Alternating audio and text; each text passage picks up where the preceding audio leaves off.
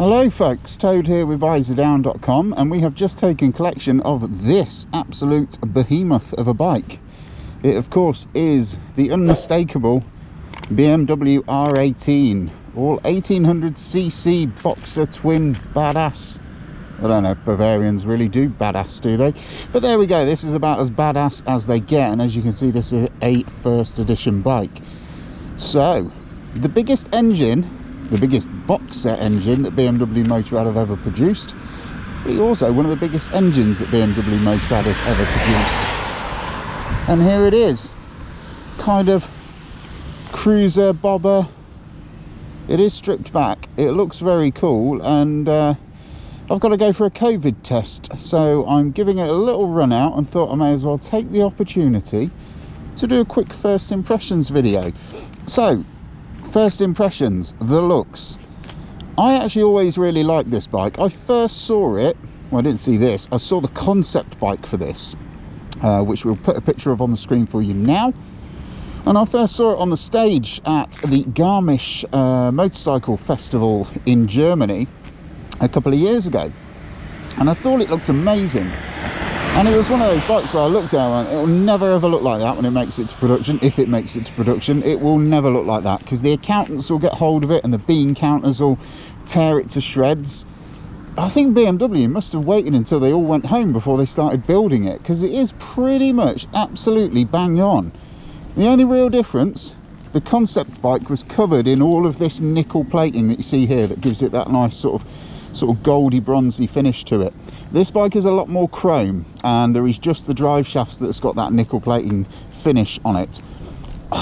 I mean, it's a compromise. You couldn't nickel plate the whole thing because it would cost an absolute fortune. And to be honest with you, I don't think the chrome looks that bad. I think it looks quite cool.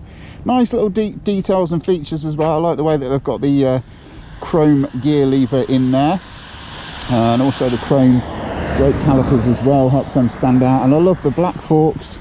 And I also really like the pinstriping on the tank. I think that looks absolutely lovely, because it just makes it look like a proper old BMW boxer twin from back in the day. So, we should go and see what it rides like, really. It does wobble about a fair bit when you start the engine. Keyless ignition, which is nice, and you have got a proper lockable fuel cap that you can use the key, although at the moment it is unlocked. So the R18 has got 3 riding modes: rain, that we're in at the moment, roll, and rock, or rock, roll and rain, for want of another way of putting it. Stick it straight in rock, because whoa, ow, oh chihuahua, yeah, that likes to make itself felt when you hit the throttle. Woohoo! Okay.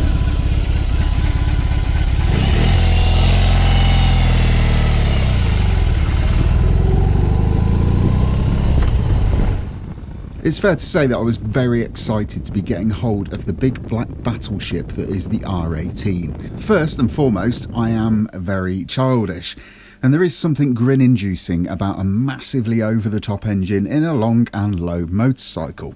Secondly, I saw this bike on the stage at the Garmisch show, as I mentioned in the introduction, and I thought it looked absolutely stunning. I really wanted to see if the production motorcycle lived up to the concept. Before we delve into the bike though, here are some high-level stats. This is £18,995, although it is a BMW, so that is the starting price. Engine capacity is 1802cc, it produces 116 pound-foot of torque, 91 bhp, and has a top speed of around about 110 miles an hour.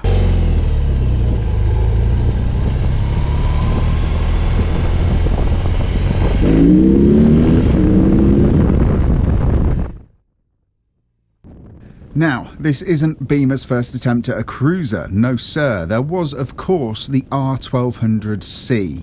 That bike was well received at the time, even making it into Tomorrow Never Dies, the Bond film, although production did cease in 2005.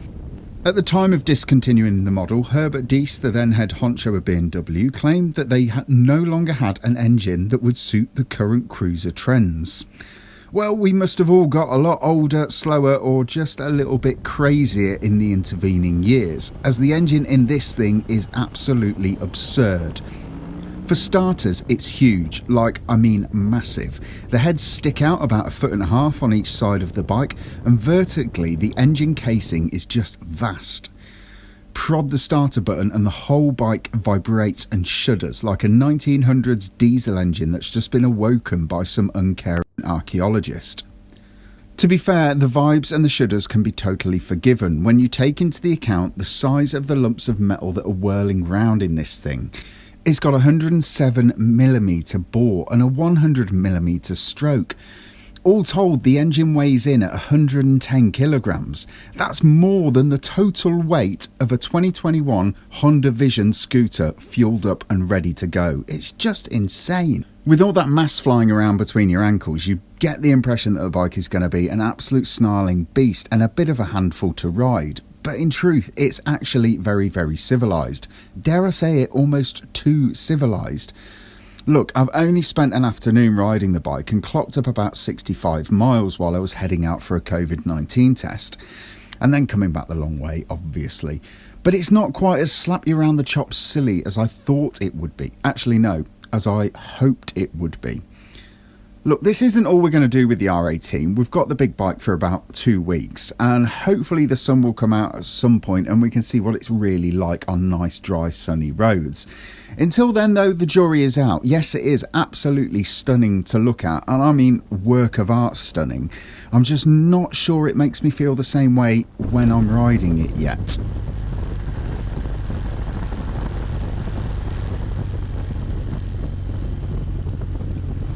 If you like this video, please don't forget to hit like and subscribe, and also tap the notification bell so that you can stay up to date with all of Visordown's latest videos. For the latest news, reviews and a full write-up on this bike, please get yourself over to Visordown.com.